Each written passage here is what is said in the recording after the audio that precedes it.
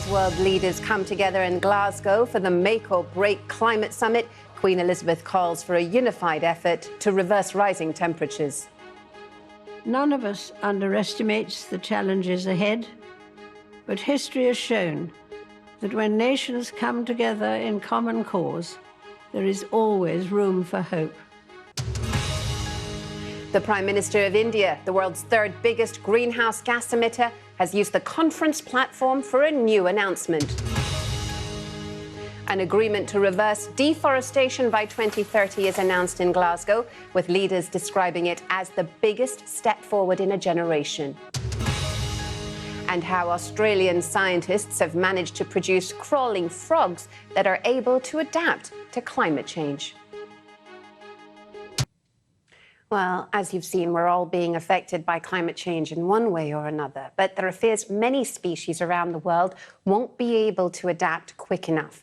Well, in a world-first laboratory trial, a group of scientists in Australia have mixed populations of frogs to produce tadpoles more adaptable to changing weather patterns. Let's take a quick look at the impact of climate change on the planet. Well, in this graphic, you can see the estimated temperature compared to pre-industrial levels.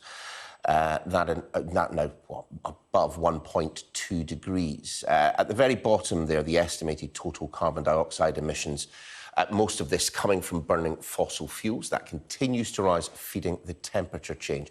And then at the very top there, you can see the real-time power mix. This data coming from the National Grid, illustrating the sources of our electricity generation at this moment in time.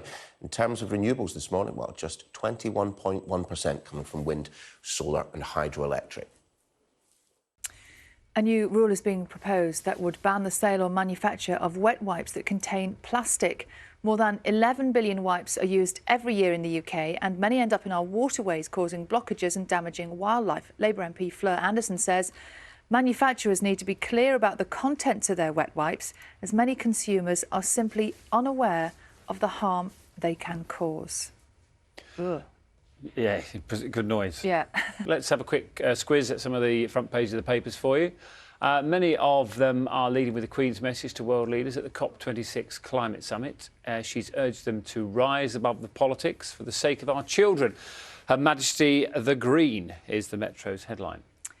Daily Mail calls the Queen's intervention a deeply personal ultimatum. That's on their front page. One of the most read stories on the BBC News site focuses on the Israeli minister who says she could not attend the summit yesterday because it was not wheelchair accessible. In response, the Foreign Minister, James Cleverly, said he was deeply disappointed and frustrated by that situation and offered to meet her later today. And this is a bit awkward. Did you spot this?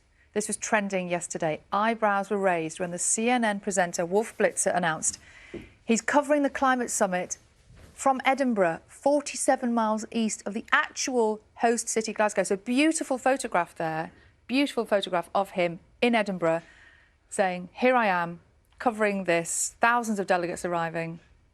In his defence, go on. He's made a lot of points in that the whole thing is in Scotland.